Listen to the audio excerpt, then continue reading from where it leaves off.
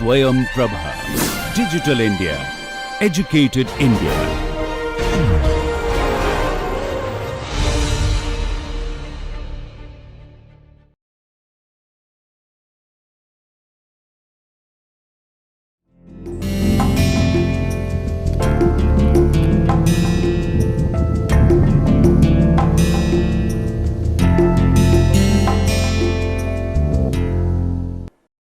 नमस्कार, मैं श्रेष्ठ एक बार फिर से आप सभी का इस लेक्चर सीरीज़ में स्वागत करता हूं। यह लेक्चर सीरीज़ ऑर्गेनाइजेशनल बिहेवियर से संबंधित विषय वस्तु पर आधारित है, जिसमें हम लोग ऑर्गेनाइजेशनल बिहेवियर के जो डिफरेंट उनके बारे में जानकारी प्राप्त कर। लेक्चर सीरीज़ में हमने लास्ट के कुछ लेक्चर्स में एवं वर्क मोटिवेशन के कॉन्सेप्ट्स को डिस्कस तथा वर्क मोटिवेशन की जो डिफरेंट थेरीज और कंटेंट थेरी और प्रोसेस मोटिवेशन की थेरीज के लिए उसके बारे में हम लोगों ने रीड किया। आज हम लोग मोटिवेशन बढ़ाते हुए जो नेक्स्ट थेरीज हैं, जिनसे हम लोग संगठन में मोटिवेशन और हम किस प्रकार अपने एम्प्लॉयज़ को मोटिवेट कर सकते हैं, उनके मोटिवेशन को कंट्रोल कर सकते हैं, उसके बारे में इस चर्चा को जारी रखेंगे। तो आज के इस लेक्चर में हम लोग क्या डिस्कस करेंगे कि लर्निंग और गोल सेटिंग जो थेरीज़ हैं मोटिवेशन की, अर्थात सीखने से संबंधित और लक्ष्य निर्धारण से संबंधित जो मोटिवेशन के कॉन्सेप्ट्स हैं, किस प्रकार से इन कॉन्सेप्ट्स के माध्यम से हम लोग मोटिवेशन को समझ सकते हैं, इसके बारे में आज हम लोग विस्तृत रूप से चर्चा करेंगे। तो अब हम आज इस लेक्चर को शुरू कर रहे हैं और सबसे पहले हम लोग ये जानने का प्रयास करते हैं कि वो कौन कौन सी थेरीज़ हैं जो इन कैटेगरीज़ में आती हैं। बहुत सारी बुक्स में ये जो थेरीज़ हैं इन्हें प्रोसेस थ्योरीज़ के अंतर्गत ही रखा गया है। हाँ, ये थेरीज़ हमें मोटिवेशन के प्रोसेस के बारे में भी इंफॉर्मेशन देती हैं। कुछ बुक्स में कुछ स्कॉलर्स ने इनके लिए एक अलग कैटेगरी बनाई है, जैसा हम लोगों ने लर्निंग और गोल सेटिंग की जो थ्योरीज़ हैं उसके बारे में, रीइंफोर्समेंट की जो थ्योरीज़ हैं उस कैटेगराइजेशन में इन थ्योरीज़ को रखा है।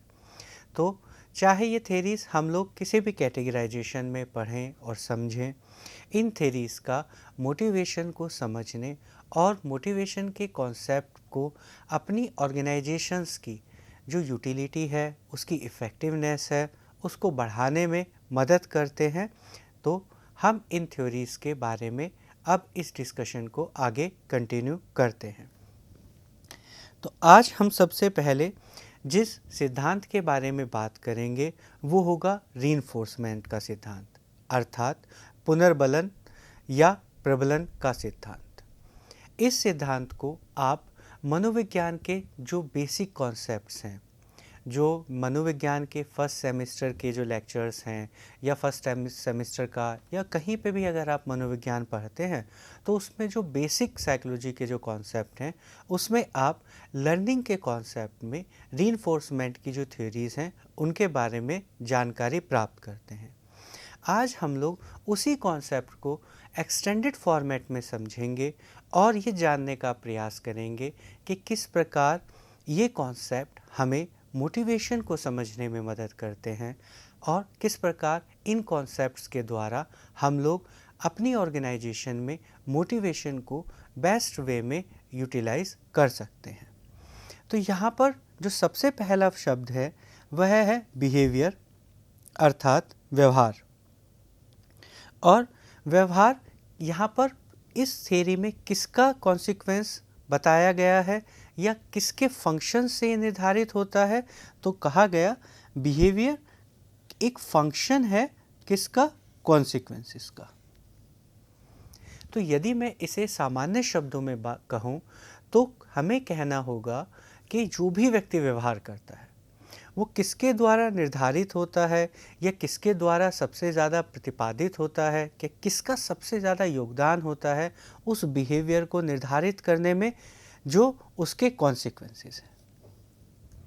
तो यदि एक व्यक्ति यहाँ पे कोई कार्य कर रहा है तो वो उस कार्य को क्यों कर रहा होगा, क्योंकि उसके अंदर जो कॉन्सिक्वेंसेस इनबिल्ट हैं, निहित हैं, वो कॉन्सिक्वेंसेस उसे उस व्यवहार को करने के लिए प्रोत्साहित कर रहे होंगे या उसे फोर्स कर रहे होंगे।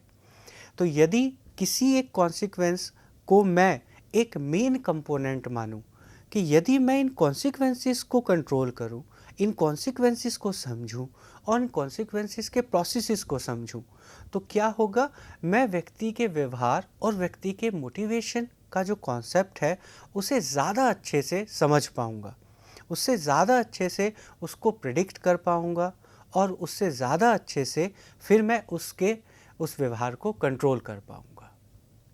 तो यहाँ पर रीइंफोर्समेंट की थ्योरी कॉन्सिक्वेंसेस अर्थात परिणाम का जो सिद्धांत है उस पर आधारित है।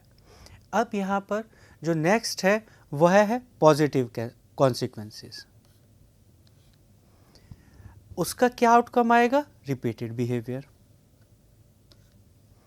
तो यदि मैं ये कहूँ कि अगर किसी भी कार्य के करने के जो परिणाम हैं वो पॉजिटिव हैं, पॉजिटिव का यहाँ अर्थ है कि जो मैं चाहता हूँ उस तरह के हों, तो यदि वो उस तरह के हैं, मेरा परसेप्शन उन कॉन्सिक्वेंसेस को लेकर पॉजिटिव है, तो मैं क्या करूँगा, उस बिहेवियर को बार बार करूँगा।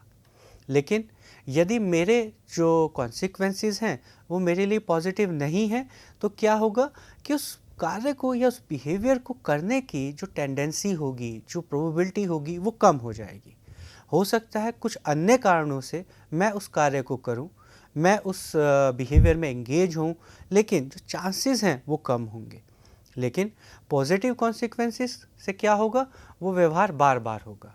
जैसे यदि आप एक किसी बच्चे को देखें और उसको यदि एक चॉकलेट या टॉफ़ी पसंद है, अगर आप उसको वो टॉफ़ी या वो चॉकलेट उसकी किसी एक पर्टिकुलर बिहेवियर के रिज़ल्ट के, परिणाम के, कॉन्सिक्वेंस के रूप में उसे दें, तो आप देखेंगे कि वो बच्चा बार बार उस तरह का बिहेवियर करने लगेगा। एक छोटा सा हम यहाँ पर एग्जाम्पल लेते हैं कि यदि एक बच्चे को एक चॉकलेट दी जाए कि जब आप इस कार्य को पूरा कर लेंगे, आप अपना होमवर्क पूरा कर लेंगे, या ये जो टास्क है, ये टेबल्स हैं, अल्फ़ाबेट्स हैं, इन्हें याद कर लेंगे, तो आपको ये टॉफ़ी दी जाएगी। तो जब बच्चे ने उसे परफॉर्म किया, याद किया, तो आपने उसे एक टॉफ़ी दी, या उसने कोई एक ऐसा स्पेसिफिक बिहेवियर किया जिसे आप चाहते हैं कि वो बार बार करे, लर्न करे, तो आपने उसे उसका जो एक पॉजिटिव कॉन्सिक्वेंस है, चाहे टॉफ़ी या चॉकलेट के फॉर्म में दिया, तो आप देखेंगे कि धीरे धीरे वो जो उसका बिहेवियर है वो बार बार होने लगेगा, रिपीटेडली वो बच्चा उस तरह का व्यवहार करने लगेगा। तो इस प्रकार से हम लोग ये समझ सकते हैं कि जो कॉन्सिक्वेंसेस हैं, जो उनकी नेचर है, पॉजिटिव है तो रिपीटेड बिहेवियर की प्रोबेबिलिटी अधिक होगी। अब ये जो कॉन्सेप्ट है ये किसके कॉन्सेप्ट पर आधारित है, लॉ ऑफ इफ़ेक्ट। मनोविज्ञान में ही थॉर्नडाइक ने लर्निंग को लेके कुछ प्रिंसिपल्स, कुछ लॉज दिए। उनमें से उनका एक बहुत ही महत्वपूर्ण लॉ है जिसे कहा जाता है law of effect. Law of effect का अर्थ है कि जब आप कोई कार्य करते हैं तो उसका कोई ना कोई प्रभाव उत्पन्न होता है। अगर मैं कुछ भी करूं तो कोई ना कोई प्रभाव उसका होगा। वो जो प्रभाव है ये निर्धारित करेगा कि उस व्यवहार को मैं आगे करूंगा या नहीं करूंगा, उस व्यवहार से मैंने क्या सीखा, उस व्यवहार को मैं और कितना मोटिवेटेड फॉर्म में आगे ले जा सकता हूँ। ये किसके आधार पर हुआ, लॉ ऑफ इफ़ेक्ट। जैसे इसका एक हम बहुत छोटा सा एग्जाम्पल लेते हैं कि यदि आपको किसी एक इलेक्ट्रिसिटी बोर्ड से करंट लगा और आपको बहुत ज़ोर से करंट लगा, तो उसके बाद वो जो इफ़ेक्ट आया वो कैसा था आपके लिए, नेगेटिव एक्सपीरियंस थे। क्योंकि हम चाह के नहीं चाहेंगे कि हमें कोई करंट लगे, हमें इस तरह का जो फिज़िकल शॉक है वो लगे। तो यहाँ पर उस तार को टच करने से या उस इलेक्ट्रिसिटी बोर्ड को छेड़खानी करने से जो मुझे कॉन्सिक्वेंसेस मिले, जो मुझे इफ़ेक्ट मिला, उस एक ही इफ़ेक्ट से मैंने क्या सीख लिया कि मुझे इस तरीके के इलेक्ट्रिसिटी बोर्ड में इस तरीके का बिहेवियर नहीं करना है। यहाँ पर पूरा बिहेवियर लर्न करने के लिए मुझे उसके इफ़ेक्ट ने इन्फ्लुएंस किया। तो जो कॉन्सिक्वेंसेस की थ्योरी है, जो कॉन्सिक्वेंसेस का जो पूरा का पूरा एक बेस है, वो किस पर आधारित है? Law of effect. तो जैसा इफ़ेक्ट होगा, जैसी इफ़ेक्ट की नेचर होगी, इफ़ेक्ट का स्वरूप होगा, इफ़ेक्ट को लेके एक्सेप्टेंस होगा या इफ़ेक्ट को लेके रिजेक्शन होगा, ये सारा मिलके हमें मोटिवेशन और लर्निंग के कॉन्सेप्ट को समझने में मदद करता है। तो लॉ ऑफ इफ़ेक्ट के बाद जो नेक्स्ट कॉन्सेप्ट है वो है एक्सटर्नल एनवायरनमेंट। ये जो एक्सटर्नल एनवायरनमेंट है किसका? ऑर्गेनाइजेशन का। ये किस तरह का होना चाहिए? ये इस तरह का होना चाहिए कि जो हमारे एम्प्लॉयज़ हैं उन्हें रीइंफोर्समेंट मिले, उन्हें हम रीइंफोर्स कर सकें। हमारी ऑर्गेनाइजेशन के स्ट्रक्चर में, उसके एनवायरनमेंट में जो डिफरेंट रीइंफोर्समेंट की पॉसिबिलिटीज़ हैं, रीइंफोर्समेंट का मैकेनिज़्म है, रीइंफोर्समेंट के एलिमेंट्स हैं, वो इंटीग्रेटेड हों। हम उस एनवायरनमेंट के माध्यम से ही अपने एम्प्लॉयज़ को रीइंफोर्स कर सकें। उनकी जो वो किसी कार्य को करने की प्रोबेबिलिटी है, यदि हम चाहते हैं कि वो प्रोबेबिलिटी बढ़े तो हम उसे बढ़ा सकें। तो ये जो एनवायरनमेंट है ये बहुत इम्पोर्टेंट होता है जब हमें अपनी ऑर्गेनाइजेशंस में रीइंफोर्समेंट के शेड्यूल को इनकॉर्पोरेट करना हो, रीइंफोर्समेंट का जो आउटकम है उसे समझना या उसे मेज़र करना हो। तो यहाँ पर हमें एक्सटर्नल एनवायरनमेंट को डिज़ाइन करते हुए इस बात का ध्यान रखना होता है कि हमारी ऑर्गेनाइजेशन में हम लोग रीइंफोर्समेंट के जो उपयोगिता है उसको उपयोग कर सकें। अब जो नेक्स्ट है वह है मैनिपुलेशन द कॉन्सिक्वेंसेस। और उससे क्या मिलेगा मुझे?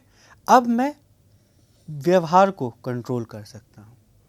तो हम दोबारा से अगर इसी डिस्कशन को शुरू से समझें तो हमने क्या कहा? जो बिहेवियर है वो किसका फंक्शन है? कॉन्सिक्वेंसेस का।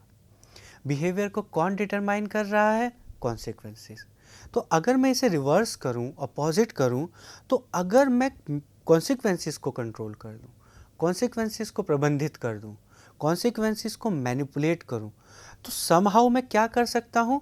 मैं जो इसका आउटकम है बिहेवियर, उसको भी कंट्रोल कर सकता हूं। क्योंकि ये जो बिहेवियर है ये काफ़ी हद तक हमारे कॉन्सिक्वेंसेस पर निर्धारित है। कॉन्सिक्वेंसेस को मैंने मैनेज किया, निर्धारित किया, तो उससे जो बिहेवियर है उसको भी मैं कुछ हद तक निर्धारित, कंट्रोल या मैनेज कर पाता हूँ।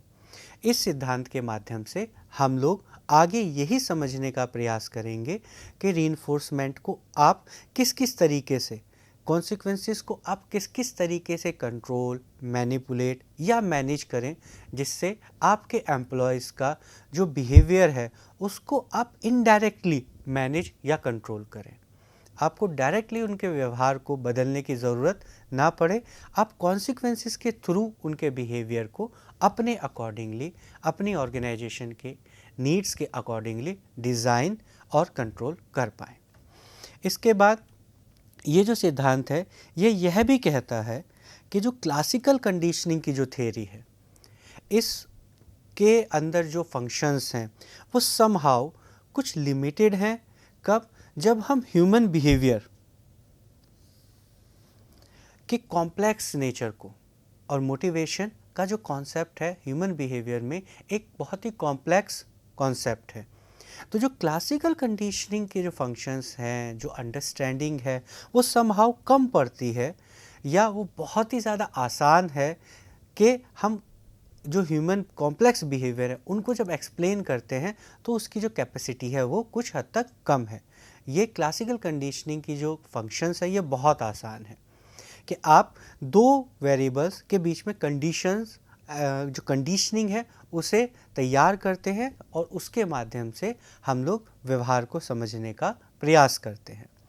तो यदि हमें मोटिवेशन के कॉन्सेप्ट को समझना है तो कंडीशनिंग के कॉन्सेप्ट से आगे बढ़कर हम लोगों को रीइंफोर्समेंट के कॉन्सेप्ट पर ध्यान देना चाहिए। अब आगे यदि हम बहुत ही आसपास भी देखें तो आप देखेंगे कि चाहे आपके पास उस कॉन्सेप्ट की जो स्कॉलरली डेफिनेशंस हैं वो ना हो, जो एकेडमिक डिस्कशन है उसके बारे में आपके पास जानकारी ना हो, लेकिन रीइंफोर्समेंट की जो थ्योरीज़ हैं उन्हें आप डेली लाइफ में हमेशा यूज़ करते हैं। बहुत हद तक आप देखेंगे कि आपको जब भी किसी से कोई काम आता है तो आप क्या करते हैं, अगर आपको पता है कि मुझे इससे काम लेना है तो आप उसको कोई रीइंफोर्समेंट देंगे। किसके फॉर्म में दे सकते हैं, कई बार आप गिफ्ट देते हैं, कई बार या आप उनको बताते हैं कि यदि ये आप मेरा कार्य कर देंगे तो हम आपको इसके एवज में ये पर्टिकुलर जो रिवॉर्ड है या फिर जो इसके आउटकम्स हैं उसमें शेयर देंगे। तो हम अपने जीवन में इस सिद्धांत का बार बार उपयोग करते हैं। अब हम उदाहरण के लिए अपने कुछ कॉन्सेप्ट्स या जो बेसिक इवेंट्स हैं अपनी लाइफ के उन्हें समझते हैं कि उनमें रीइंफोर्समेंट किस तरीके से या कॉन्सिक्वेंसेस या लॉ ऑफ इफ़ेक्ट किस तरीके से हमें प्रभावित करता है। तो देखिए, जब हमें कभी भी किसी भी बच्चे को कुछ सिखाना होता है या उसे कुछ नई चीज़ें देनी होती हैं, उसे नई लर्निंग करानी होती है, तो हम लोग उसे डिफरेंट लालच देते हैं।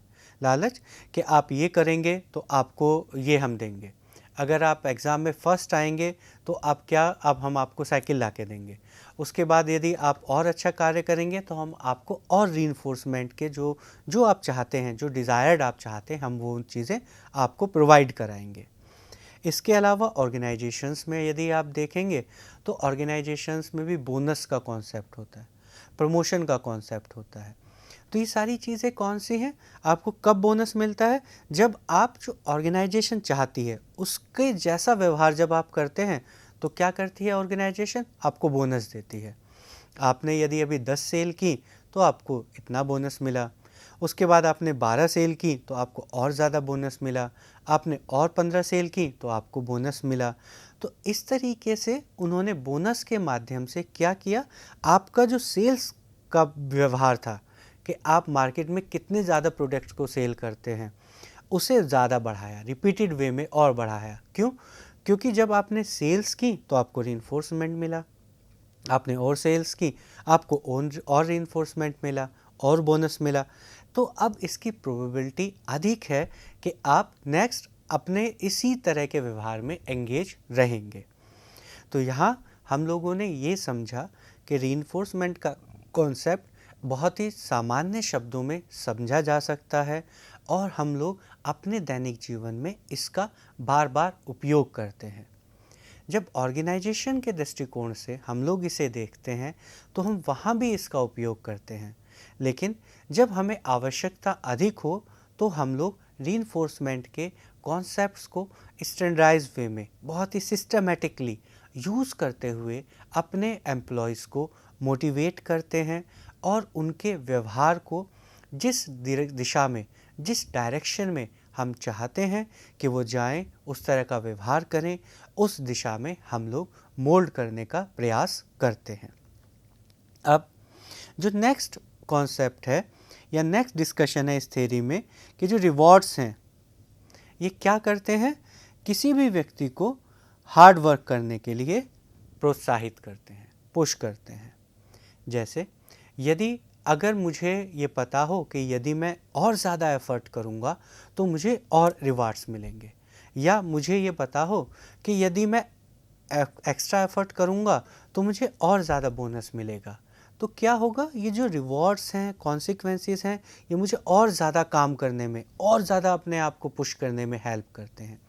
जैसे यदि एक कोई स्पोर्ट्स पर्सन है और उसे ये पता हो कि वो जितना ज़्यादा हार्ड वर्क करेगा उतना ज़्यादा पॉसिबिलिटी है कि वो नेशनल टीम में सेलेक्ट हो जाए। तो यदि उसे ये पता है कि जो रिलेशनशिप है उसके हार्ड वर्क का ये रिलेटेड है उसके सिलेक्शन से, तो उस सिलेक्शन को पाने के लिए वो क्या करता है, और ज़्यादा हार्ड वर्क करेगा। या अगर वो किसी एक वजह से उस टीम से ड्रॉप हो गया तो वो क्या करेगा, दोबारा उस रिवॉर्ड को पाने के लिए, दोबारा उस टीम में सेलेक्ट होने के लिए क्या करेगा, और बहुत ज़्यादा हार्ड वर्क करेगा। तो हमारे जो रिवॉर्ड्स हैं ये हमें सामान्य जितना हम एफ़र्ट करते हैं, सामान्य रूप से हम जितना प्रयास करते हैं उससे कहीं ज़्यादा प्रयास करने के लिए हमें प्रोत्साहित करता है और हमें इसके लिए जो एनर्जी चाहिए वो हमें प्रोवाइड कराता है। उसके बाद जो नेक्स्ट है कि जो प्रॉपर शेड्यूल होगा रीइंफोर्समेंट का, ये क्या हमें हेल्प कर सकता है कि हमें जो डिज़ायरेबल रिजल्ट्स हैं या जो डिज़ायरेबल कॉन्सिक्वेंसेस हैं उन्हें अचीव करने के लिए मोटिवेट करेगा।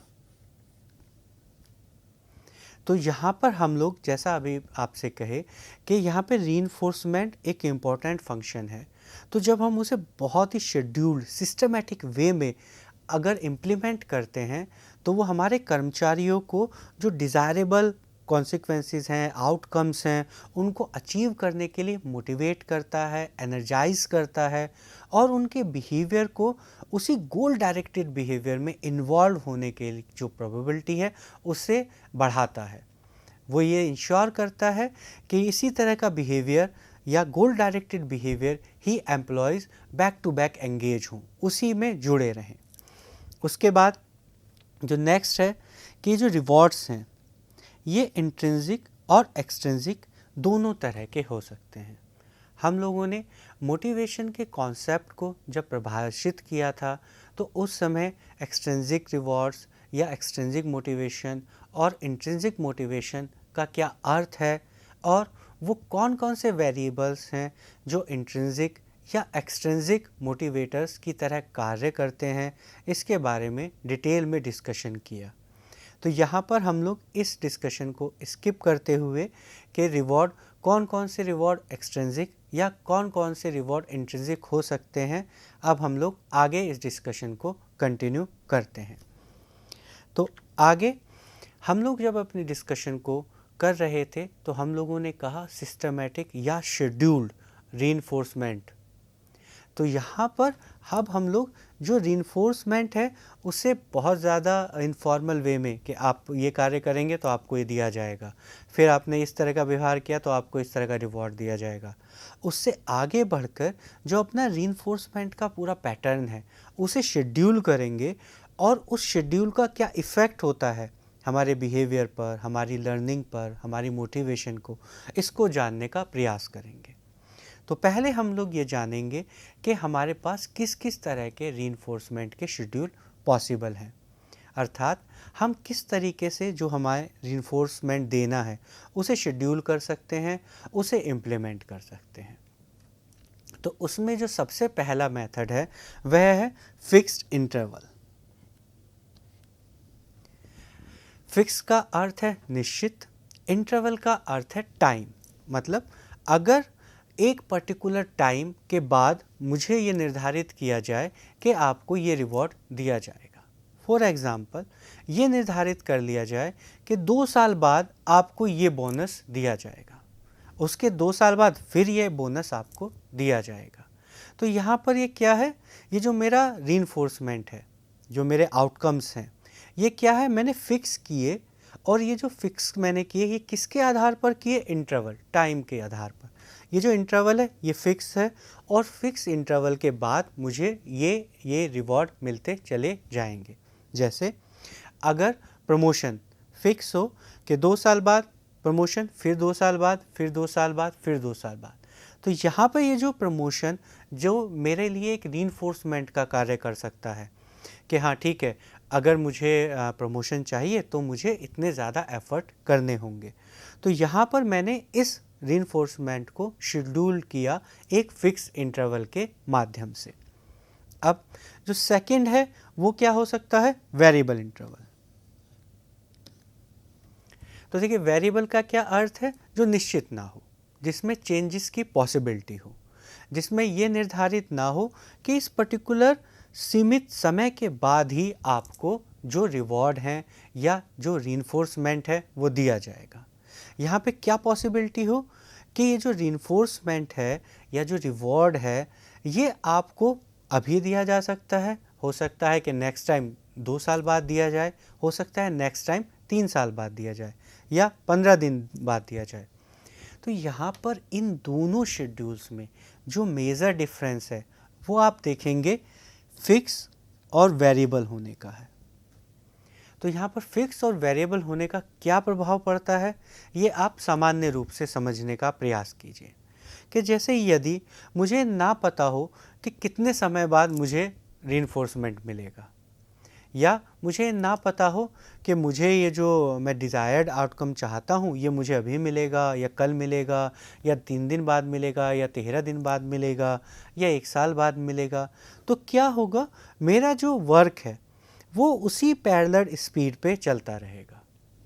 इसको हम लोग एक दूसरे सिंपल से एग्जांपल से समझने का प्रयास करते हैं कि जैसे अगर आपको ये पता हो कि आपका जो एग्ज़ाम है वो 3 महीने बाद होगा, पहला जनवरी में होगा, फिर उसके 3 महीने बाद होगा, फिर उसके 3 महीने बाद होगा, फिर उसके 3 महीने बाद होगा। तो यहाँ पर जब आपको अपनी एग्ज़ाम की प्रिपरेशन करनी होगी तो आप देखेंगे कि चूँकि आपको पता है कि 3 महीने बाद एग्ज़ाम होने वाला है, तो वो जो बीच का ड्यूरेशन है उस समय जो आपकी मोटिवेशन है वो शायद थोड़ी लो रहे, क्योंकि आपको पता है 3 महीने बाद एग्ज़ाम है, उसके बाद आप अपनी प्रिपरेशन उससे पहले या उससे पहले शेड्यूल कर सकते हैं। लेकिन यदि आपको ये ना पता हो कि जो मेरा एग्ज़ाम है ये अभी हुआ है, 15 दिन बाद भी हो सकता है, 20 दिन बाद भी हो सकता है, तो आप क्या करेंगे कि आप उस एग्ज़ाम की जो प्रिपरेशन का स्टैंडर्ड है, जो आपके प्रिपरेशन के लिए आप जो एफ़र्ट्स कर रहे हैं वो क्या होगा, आप हमेशा उसे इम्प्रूव करते रहेंगे। हमेशा कोशिश करेंगे कि वो जो स्टैंडर्ड है, एक जो स्टैंडर्ड आपने डिसाइड किया है कि इतनी आपको प्रिपरेशन करनी है, इतना आपको तैयार करना है, उसे आप रेगुलर करते रहेंगे। क्योंकि यहाँ वो बीच में जो टाइम की वजह से आपको ये लग रहा है कि ठीक है अब तो मुझे तभी वर्क करना है। जैसे ऑर्गेनाइजेशन में अगर आपको पता हो कि 4 साल बाद मेरा प्रमोशन होगा, तो हो सकता है कि जब एक बार प्रमोशन हो गया तो अगले कुछ साल आप परफॉर्मेंस का लेवल लो कर दें। उसके बाद आपको पता है कि 4th ईयर में ही मेरा प्रमोशन होगा, तो मैं 3rd ईयर और 4th ईयर में और ज़्यादा अपने एफ़र्ट्स को करूँगा ताकि मैं प्रमोशन को अचीव कर सकूँ। तो यहाँ पर ये जो फिक्स्ड इंटरवल है और जो वेरिएबल इंटरवल है, इसको हम लोग शेड्यूल के माध्यम से यूटिलाइज़ करते हुए ये इंश्योर कर सकते हैं कि हमारे जो एम्प्लॉयज़ हैं उनका मोटिवेशन का लेवल हमेशा इम्प्रूव रहे और बढ़ता रहे। अब जो नेक्स्ट है वह है फिक्स्ड रेशियो। यहाँ पर फिक्स्ड रेशियो का अर्थ है कि हम जिस व्यवहार को चाहते हैं वो करें, जब वो करें तो जितना अकरेंस हो, जितनी बार वो करें, तो एक निश्चित हम निर्धारित करें कि इतनी बार इस व्यवहार को करने के बाद हम लोग उन्हें रीइंफोर्समेंट देंगे। जैसे यदि ये निर्धारित कर लिया जाए कि अगर आप 10 सेल करते हैं तो उसके बाद आपको ये फिक्स अमाउंट का रीइंफोर्समेंट मिलेगा। उसके बाद जब आप नेक्स्ट 10 सेल्स करेंगे तो आपको ये रिवॉर्ड मिलेगा, उसके बाद नेक्स्ट रिवॉर्ड मिलेगा। तो यहाँ पे आप देखेंगे कि अगर मेरी 10 सेल पूरी हो गई और मुझे अब ये पता है कि जो अगला रिवॉर्ड है वो मुझे कब मिलेगा, अगली 10 सेल पर, तो यहाँ पर ये पॉसिबिलिटी है कि 10 की जो सेल है वो कंप्लीट होने के बाद मेरा मोटिवेशन का लेवल थोड़ा लो हो जाए, जितना वो ना रहे जितना जब मेरी 8 या 7 सेल हुई थी, तो मुझे जो 10 का जो अचीवमेंट लेना था उसको मैंने पाने के लिए जितना अपने आप को हार्ड वर्क किया, जितना ज़्यादा एफ़र्ट किया। तो ये जो फिक्स रेशियो है ये भी मुझे उसी तरह की लिमिटेशन देता है जैसा कि फिक्स इंटरवल में लिमिटेशंस थी। अब जो दूसरा है वो क्या है, वेरिएबल रेशियो। तो वेरिएबल रेशियो में क्या होगा कि यहाँ पर अब कोई फिक्स्ड ऑकरेंस का नंबर या स्पेसिफिक नंबर नहीं है कि इतना इस व्यवहार को इतनी बार करेंगे तो आपको ये रिवॉर्ड मिलेगा। यहाँ पर ये जो ऑकरेंस है ये कभी 2 बार में, कभी 4, कभी 5, कभी 10, कभी 15, उस समय अगर रिवॉर्ड मिले तो मेरा जो मोटिवेशन है वो हाई रहता है, क्योंकि अभी मुझे ये नहीं पता कि मैं जो अभी एफ़र्ट कर रहा हूँ, बार बार 2 बार मैंने काम किया, 4 बार किया, 6 बार किया तो उसका मुझे रिवॉर्ड मिला। कभी मुझे 2 बार में, कभी 4 में, कभी 6 में, कभी 10 में, तो क्या होगा, मैं रिपीटेडली उस तरह का व्यवहार करता रहूँगा, उस तरह के बिहेवियर में इन्वॉल्व रहूँगा, जिससे कि मुझे जो रिवॉर्ड्स हैं, जो रीइंफोर्समेंट है, उससे मिलने की जो पॉसिबिलिटी है वो हमेशा कंटिन्यू रहे। इसे आप एक बहुत और छोटे से एग्जाम्पल से समझ सकते हैं, जैसे गैम्बलिंग। गैम्बलिंग में क्या होता है कि आपको ये नहीं पता कि इस बार आप जीतोगे, ना ही आपको ये पता इतने समय बाद जीतोगे। तो क्या होता है कि आप उसके जो बिहेवियर हैं उसमें एंगेज रहते हैं, क्योंकि अभी आप जीते, उसके बाद 2 बार जीते, 4 बार खेले फिर नहीं जीते, फिर कभी 6 बार खेले उसके बाद जीते। तो यहाँ पे आपको जो बिहेवियर उसमें इन्वॉल्व आप रहते हैं, उसका जो रीइंफोर्समेंट है वो चूँकि आपको पता नहीं है, तो आप उसमें रेगुलर एंगेज रहते हैं और उस तरह के बिहेवियर को रिपीटेडली शो करते हैं। अब इसके बाद जो रीइंफोर्समेंट का कॉन्सेप्ट है, शेड्यूल के अलावा इसमें जो और एक इम्पॉर्टेंट कॉन्सेप्ट है वो है पॉजिटिव रीइंफोर्समेंट, नेगेटिव रीइंफोर्समेंट और पनिशमेंट। यहाँ हम लोग ये समझने का प्रयास करेंगे कि पॉजिटिव रीइंफोर्समेंट किसे कहते हैं और इसके क्या क्या बेनिफिट्स हैं। उसके अलावा नेगेटिव रीइंफोर्समेंट क्या होता है और हमें किन कंडीशन में इसका इस्तेमाल करना चाहिए, और पनिशमेंट का हमारे लर्निंग में, मोटिवेशन में, ऑर्गेनाइजेशन में क्या यूज़ हो सकता है। अब हम लोग इसके बारे में चर्चा करते हैं। तो जैसा पहला है पॉजिटिव रीइंफोर्समेंट, तो जैसा पॉजिटिव अर्थात वो चीज़ें जो हम चाहते हैं, जो डिज़ायरेबल है, तो वो क्या होंगी, मेरे लिए पॉजिटिव रीइंफोर्समेंट का काम करेंगी। फॉर एग्ज़ाम्पल, अगर मेरी डिज़ायरेबल है कि मुझे एक घर परचेज़ करना है, तो वो घर परचेज़ करने के लिए मुझे जो जो चीज़ें मिलेंगी, जो मुझे हेल्प करेंगी उस घर को परचेज़ करने के लिए, वो क्या करेंगे, मुझे पॉजिटिवली रीइंफोर्स करेंगी। क्यों? क्योंकि मेरे जो डिज़ायर्ड आउटकम है उसे मुझे मिलने में मेरी हेल्प कर रही है।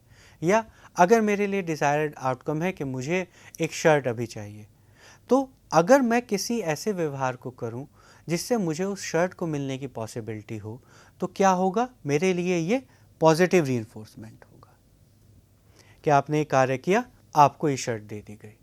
तो अब उस व्यवहार को करने के लिए मेरे अंदर जो एनर्जी है, जो फोर्स है, वो अधिक मात्रा में होगी। उसके बाद जो सेकंड है वो है नेगेटिव रीइंफोर्समेंट। यह है रीइंफोर्समेंट तो है लेकिन नेगेटिव। नेगेटिव का क्या अर्थ हुआ कि यहाँ पर जो अनडिज़ायरेबल कॉन्सिक्वेंसेस हैं उनको एलिमिनेट कर दिया जाता है, रिमूव कर दिया जाता है। कि जैसे अगर आप इस तरह का व्यवहार करेंगे तो आपका जो पनिशमेंट है वो 2 साल कम कर दिया जाएगा। अगर आपको माना 10 साल का पनिशमेंट मिला है, तो अगर आप इस पर्टिकुलर तरह का व्यवहार करेंगे तो वो 10 साल का जो पनिशमेंट है उसे कम करके 8 साल का कर दिया जाएगा या 2 साल का कर दिया जाएगा। या अगर ऑर्गेनाइजेशन में आपके लिए, आपके अगेंस्ट में कुछ है, या आपके कोई ऐसी चीज़ है जो अनडिज़ायरेबल है, आप चाहते हैं कि आप इस फैक्ट्री के ये वाला जो सेक्शन है इसमें काम ना करें, आपको नहीं पसंद है वहाँ काम करना, तो आप अगर किसी एक स्पेसिफिक तरह का काम करें और आपको उस वाले जो ब्रांच है या उस वाली जो डिपार्टमेंट है उससे हटा लिया जाए और उस डिपार्टमेंट में रख दिया जाए जहाँ आप चाहते हैं, तो ये जो निगेटिव या अनडिज़ायरेबल कॉन्सिक्वेंसेस है उनको रिमूव करना जो होता है उसे हम कहते हैं नेगेटिव रीइंफोर्समेंट। अब जो थर्ड है वह है पनिशमेंट। पनिशमेंट का बहुत सादा सिंपल अर्थ है कि कुछ भी ऐसा एज ए रिवॉर्ड देना जो उसके लिए अनडिज़ायरेबल हो, जो वो ना चाहता हो कि उसे दिया जाए। जैसे अगर आप किसी तरह का बिहेवियर पैटर्न में इन्वॉल्व होते हैं तो आपकी सैलरी कट कर दी जाएगी। तो यहाँ पे क्या होगा, आपकी जो सैलरी है उसे हमने कट किया, अनडिज़ायरेबल था, आप नहीं चाहते थे कि वो हो। या आप अगर ऐसा करेंगे तो आपको करंट लगेगा, तो ये कैसा वाला मेरा आउटकम था जो मैं डिज़ायरेबल नहीं था, मैं नहीं चाहता था हो, तो ये पनिशमेंट। अब हम लोग इसी से जुड़ा हुआ जो नेक्स्ट एक कॉन्सेप्ट है एक्सटिंक्शन। एक्सटिंक्शन का अर्थ है विलोप होना।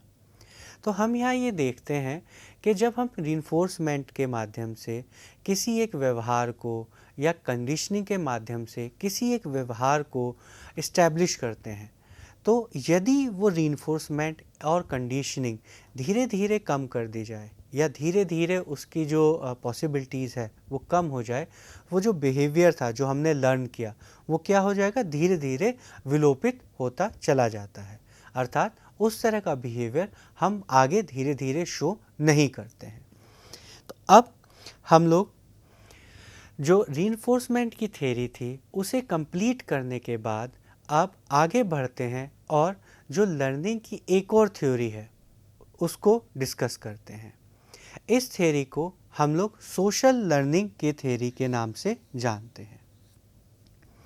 जिस तरीके से हम लोग रीइंफोर्समेंट की थ्योरी में जो बिहेवियर है उसे कैसे लर्न कर रहे हैं, रीइंफोर्समेंट के माध्यम से, रिवॉर्ड के माध्यम से।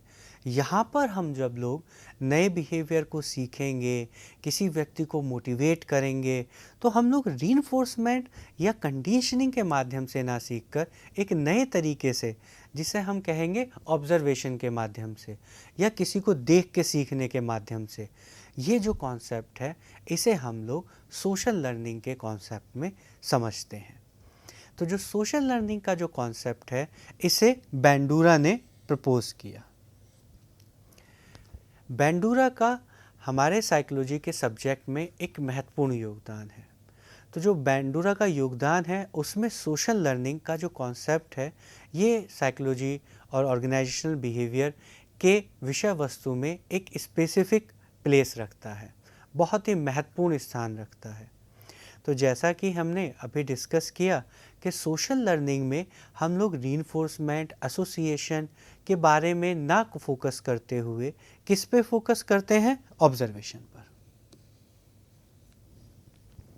तो यहाँ पर हम लोग ये देखेंगे कि व्यक्ति किस प्रकार से दूसरों को देखने के मात्र से या बार बार उसके साथ इंटरेक्ट करने के माध्यम से चीज़ें को लर्न करता है, किस तरीके से उसके बिहेवियर को हम लोग इस तरीके से परिवर्तित कर सकते हैं कि उसकी ऑब्जर्वेशन के माध्यम से हम लोग एक स्पेसिफिक तरह का बिहेवियर पैटर्न उसे सिखाएं या इमिटेशन अर्थात नकल करना। तो सोशल लर्निंग का कॉन्सेप्ट इन्हीं दो बेसिक कॉन्सेप्ट्स पर आधारित होता है। अब हम लोग आगे समझते हैं कि सोशल लर्निंग का कॉन्सेप्ट हमें और क्या क्या जानकारियाँ देता है। तो यहाँ इनका मानना है कि जो बिहेवियर है ये किस किस चीज़ का फंक्शन है। जैसे वहाँ उन्होंने माना था कि जो बिहेवियर है वो किसका फंक्शन है, रिवॉर्ड्स का, रीइंफोर्समेंट का।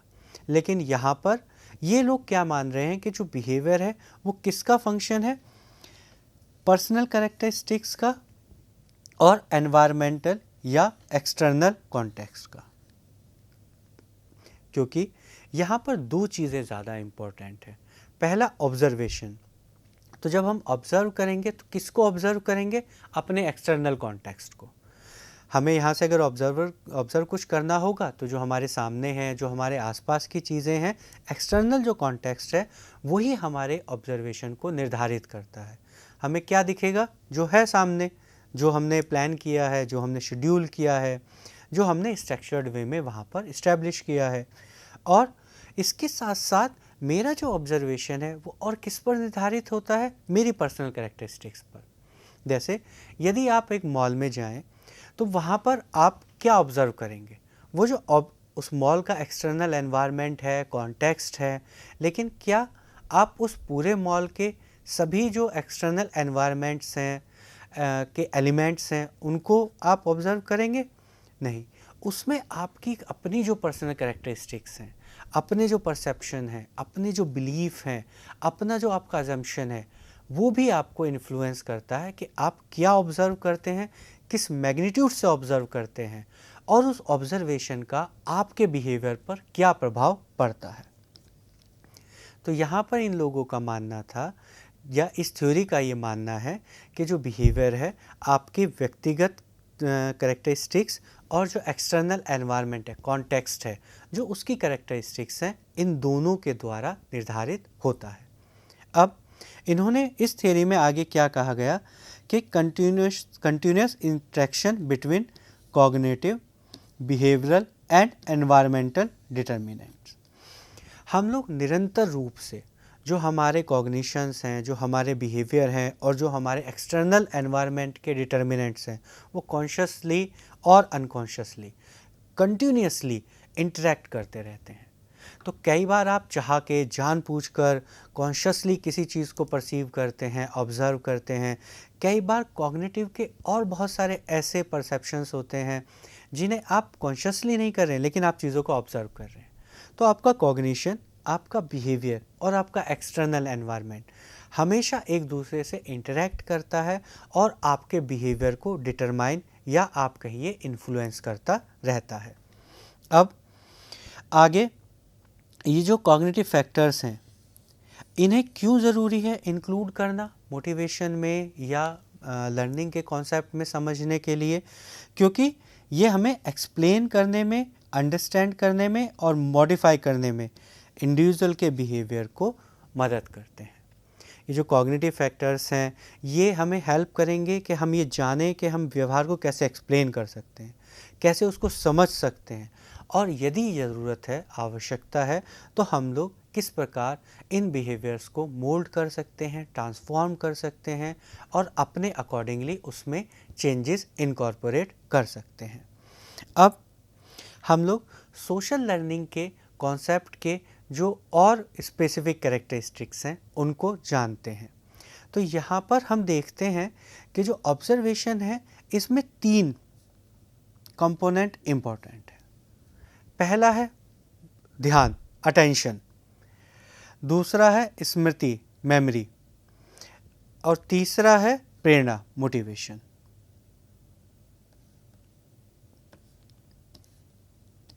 पहला ध्यान, दूसरा स्मृति और तीसरा प्रेरणा।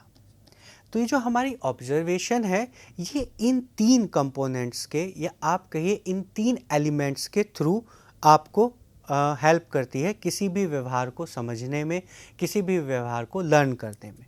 तो ध्यान का मतलब है कि ऑब्जर्वेशन कैसे होगा? जब आप किसी चीज़ को अटेंशन देंगे, किसी को ध्यान से देखेंगे। दूसरा, उसके बाद क्या होगा?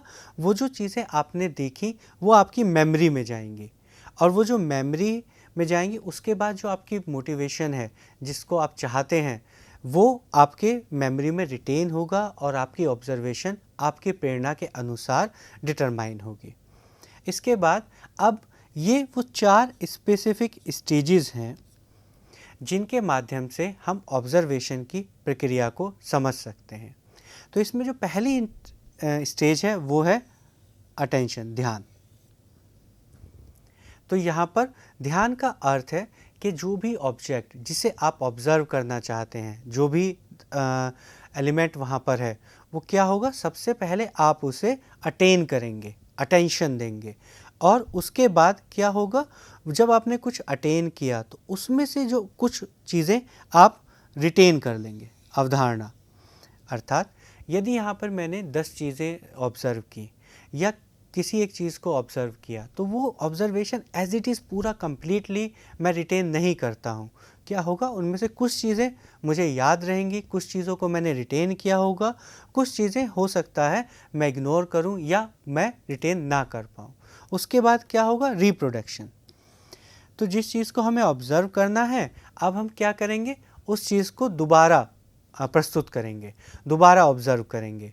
तो उससे क्या पॉसिबिलिटी होगी कि वो जो चीज़ें मैंने अभी रिटेन नहीं की हैं, जब मैं उसे रिप्रोड्यूस करूँगा, उसका दोबारा प्रस्तुतिकरण करूँगा, तो वो जो रिटेंशन है वो बढ़ता चला जाएगा। उसके साथ साथ एक और जो इम्पॉर्टेंट चीज़ है वो है कि यहाँ पर जो मेरा ऑब्ज़र्वेशन है या जो मेरा बिहेवियर है, उसको किस तरीके से रीइंफोर्स किया जा रहा है। तो ये जो स्टेजेस हैं, इनके माध्यम से हम लोग ऑब्ज़र्वेशन की जो प्रक्रिया है उसको भली भांति समझ सकते हैं। अब बैंडूरा ने इसके अतिरिक्त और 2 कॉन्सेप्ट्स के बारे में इसमें डिस्कशन किया। उसमें पहला है सेल्फ एफिकेसी। सेल्फ एफिकेसी का अर्थ है कि मेरा क्या बिलीफ है मेरे बारे में, कि मैं इस कार्य को कर सकता हूँ या इस कार्य को नहीं कर सकता हूँ, और इस कार्य को करने की मेरे अंदर कितनी क्षमताएं हैं। इसे हम कहते हैं सेल्फ एफिकेसी। उसके बाद जो एक और डिस्कशन किया, एक और कॉन्सेप्ट है सोशल लर्निंग में, वो है पिगमैलियन इफ़ेक्ट। पिगमैलियन इफ़ेक्ट का अर्थ है कि जब औरों कोई हमें लेके एक पॉजिटिव एक्सपेक्टेशंस रहती हैं कि ये व्यक्ति ये कार्य कर लेगा, और उनका पॉजिटिव एक्सपेक्टेशन, उनका पॉजिटिव एटीट्यूड, उनकी उम्मीदें क्या करती हैं, हमें पुश करती हैं किस काम को करने के लिए, जो हमारा बिहेवियर है, जो हमारा परफॉर्मेंस है, उसे बेटर करने के कॉन्टेक्स्ट में। तो यदि औरों की मेरे लिए या किसी एक व्यक्ति के लिए पॉजिटिव एक्सपेक्टेशंस हैं, तो इन पॉजिटिव एक्सपेक्टेशंस के कॉन्सिक्वेंस के फॉर्म में हमारा जो परफॉर्मेंस है, हमारा जो एफर्ट है, वो इंक्रीज़ होता चला जाता है। इसी को हम लोग पिगमैलियन इफ़ेक्ट कहते हैं। अब हम लोग सोशल लर्निंग के इस कॉन्सेप्ट को आगे समझते हुए ये जानने का प्रयास करते हैं कि हम सोशल लर्निंग के कॉन्सेप्ट को किस प्रकार अपनी ऑर्गेनाइजेशन में यूटिलाइज़ कर सकते हैं। तो जैसा हमने कहा कि सोशल लर्निंग का जो कॉन्सेप्ट है वो किस पे ज़्यादा फोकस करता है, वो इस बात पे ज़्यादा फोकस करता है कि आप जो चीज़ें ऑब्ज़र्व करते हैं उनसे कितना लर्न करते हैं। तो यदि हमें अपनी ऑर्गेनाइजेशंस की सेटिंग में अपने कुछ स्पेसिफिक बिहेवियर पैटर्न्स को इनकॉर्पोरेट करना है, तो हम क्या कर सकते हैं, सोशल लर्निंग के कॉन्सेप्ट्स के माध्यम से हम अपने बाकी एम्प्लॉयज़ को ये जानकारी दे सकते हैं या उनके बिहेवियर में इस तरह के मॉडिफिकेशंस कर सकते हैं कि वो भी इस तरह के बिहेवियर पैटर्न को ऑन करें, सीखें, रोल मॉडल्स की तरह। कि अगर आप चाहते हैं कि आप इनकी तरह से बने, या फॉर एग्ज़ाम्पल अगर हम चाहते हैं कि एम्प्लॉयज़ ये सीखें कि आपको टाइम पे आना है, तो क्या होगा कि अगर मैं उस ऑर्गेनाइजेशन के इस कॉन्टेक्स्ट में ये इनकॉर्पोरेट करूं कि ज़्यादातर जो एम्प्लॉयज़ हैं वो टाइम पे ऑर्गेनाइजेशन में आए, तो जो नए एम्प्लॉयज़ होंगे वो बाय ऑब्जर्वेशन कि देखिए सभी एम्प्लॉयज़ जो हैं, सीनियर एम्प्लॉयज़, जूनियर, सभी जो यहाँ पे कार्य करते हैं वो टाइम से आते हैं, तो क्या होगा, मैं भी धीरे धीरे ये सीखूँगा कि मुझे भी अपनी ऑर्गेनाइजेशन में टाइम से आना चाहिए और टाइम से अपने कार्य को पूरा करना चाहिए। सोशल लर्निंग के कॉन्सेप्ट को समझने के बाद अब हम लोग आगे जिस थ्योरी का डिस्कशन कर रहे हैं उसे हम लोग गोल सेटिंग थ्योरी के नाम से जानते हैं, अर्थात लक्ष्य निर्धारण सिद्धांत। यहाँ पर लक्ष्य निर्धारण सिद्धांत को लॉक द्वारा प्रतिपादित किया गया, या हम कह सकते हैं कि लॉक ने इस थ्योरी को प्रपोज किया।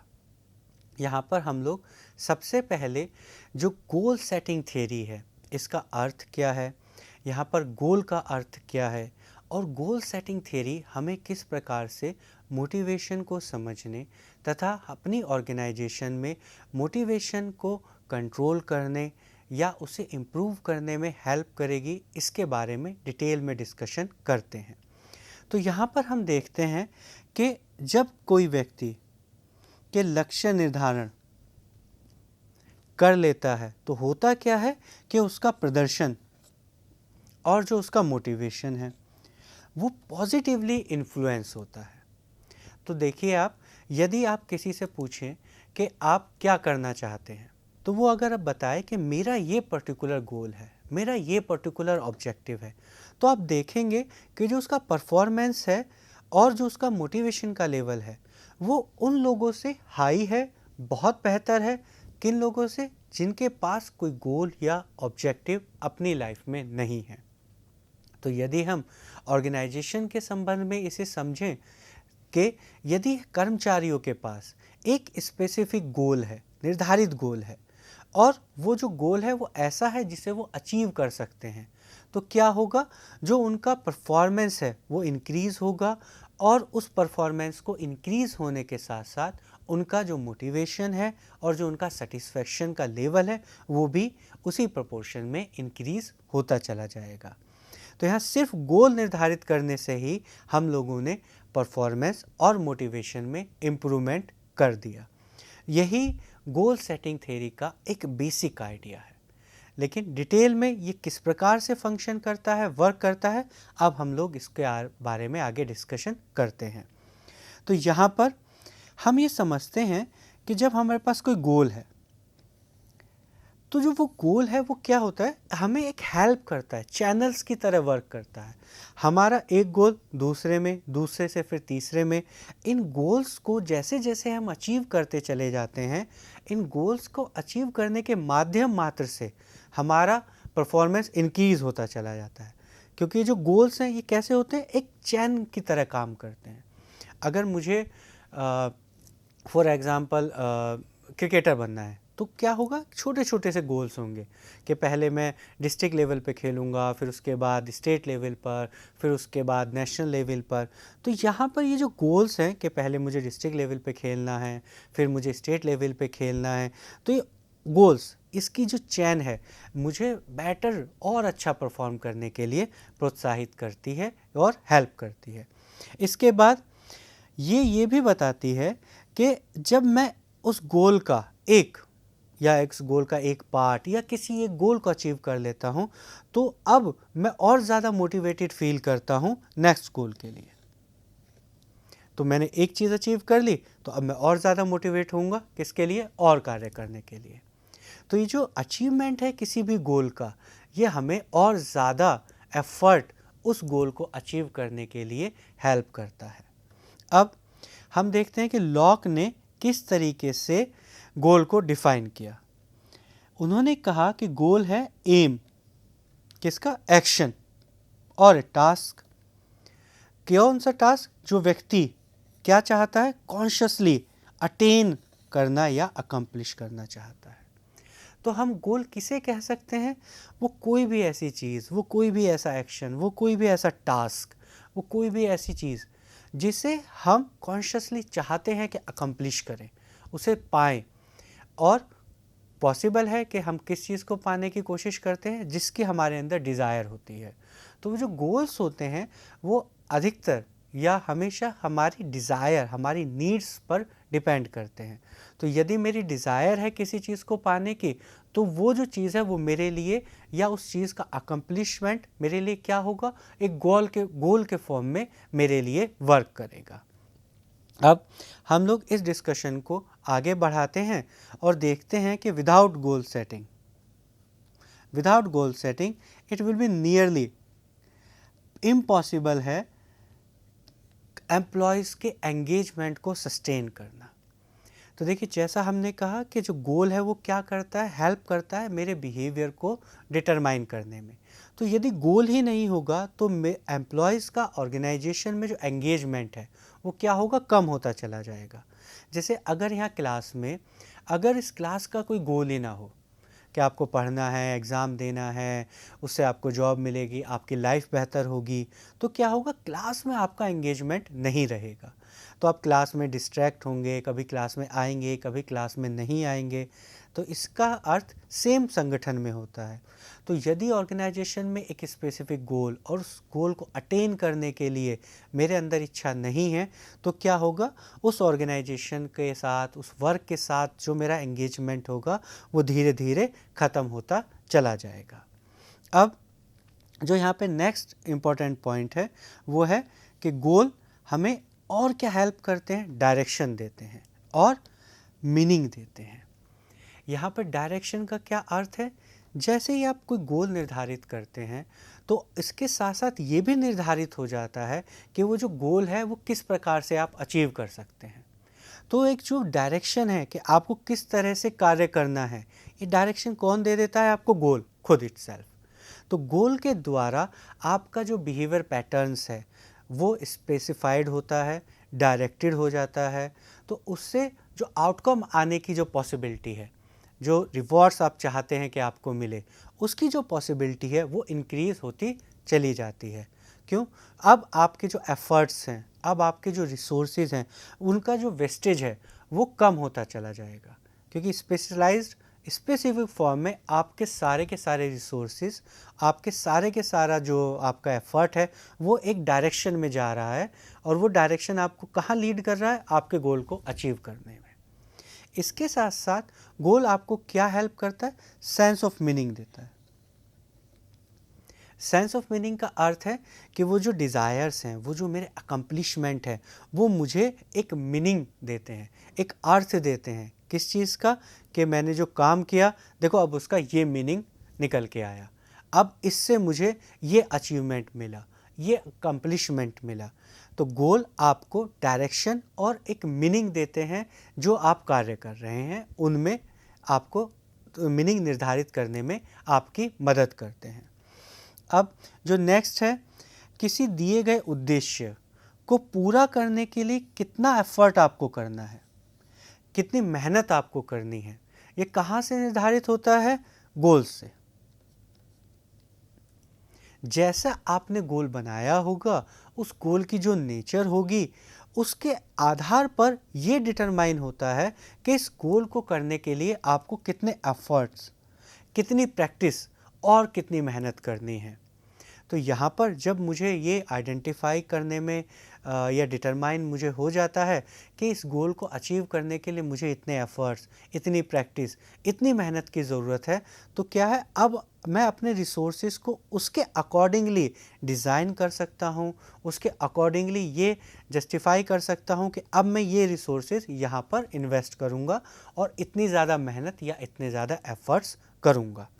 उसके बाद जो गोल का एक और कैरेक्टरिस्टिक है वो है टाइम फ्रेम।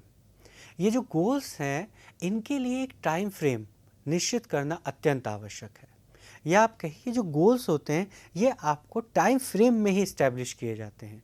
ऐसा नहीं है कि अगर मेरा एक ऑब्जेक्टिव है तो कि उसका कोई टाइम पॉइंट नहीं है कि हाँ बस मुझे अचीव करना है, कब करना है ये नहीं पता, ऐसा नहीं होता है। ये जो गोल्स हैं ये एक स्पेसिफिक टाइमलाइन के अकॉर्डिंगली डिसाइड और डिज़ाइन किए जाते हैं और उस टाइमलाइन के अकॉर्डिंगली उन्हें अकम्प्लिश करने की कोशिश या मोटिवेशन हम लोग हाई करते हैं, ताकि वो जो गोल्स हैं उन्हें हम लोग अचीव कर सकें। स्ट्रक्चर्ड प्लान फॉर ए गोल, जैसा हम लोगों ने अभी डिस्कस किया कि किसी गोल को आप कैसे अचीव कर सकते हैं, जब आप स्पेसिफिक स्ट्रक्चर्ड प्लानिंग करेंगे।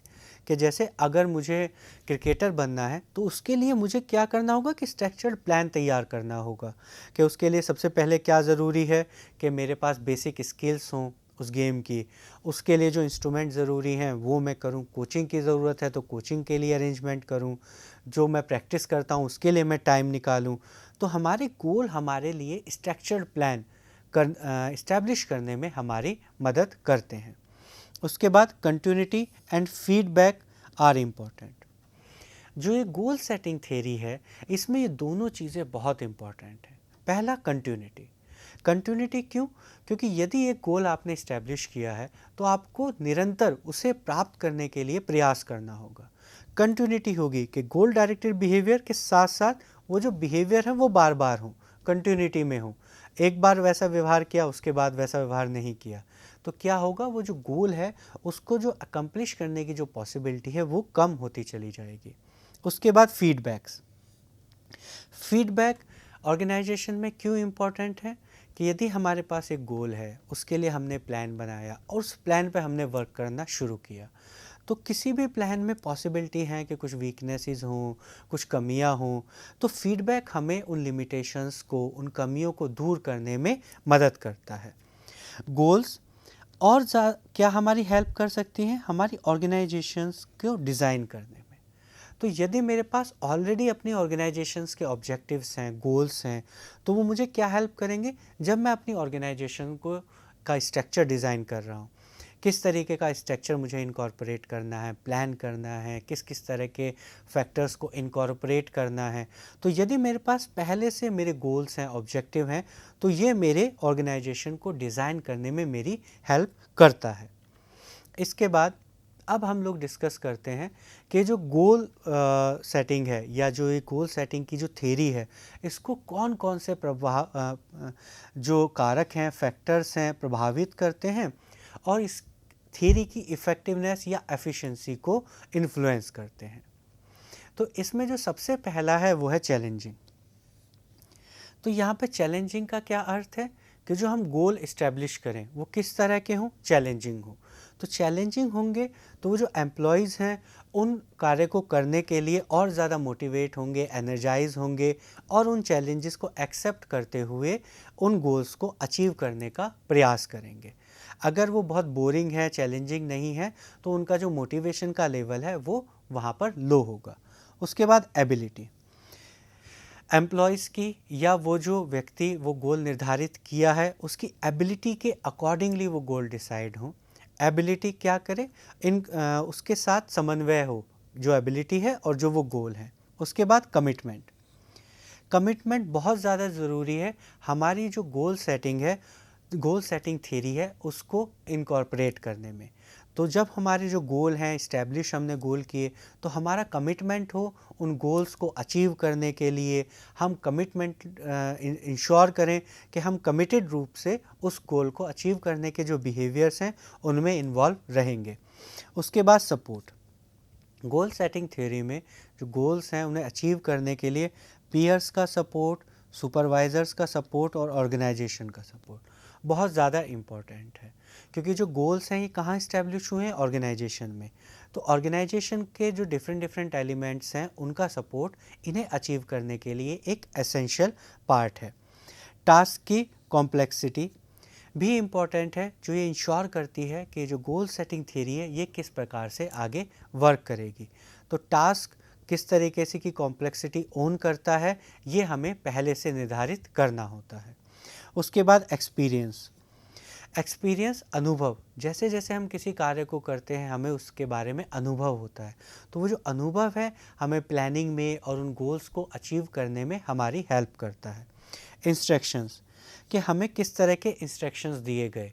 अगर ये मेरा गोल है और मुझे इंस्ट्रक्शन दिए गए कि इस तरीके से आप इस गोल को अचीव कर सकते हैं, तो वो जो इंस्ट्रक्शंस हैं मुझे हेल्प करते हैं उन गोल्स को अचीव करने के लिए, ऑब्जेक्टिव्स को अटेन करने के लिए। उसके बाद रिवॉर्ड, रिवॉर्ड एक इंटीग्रल पार्ट है।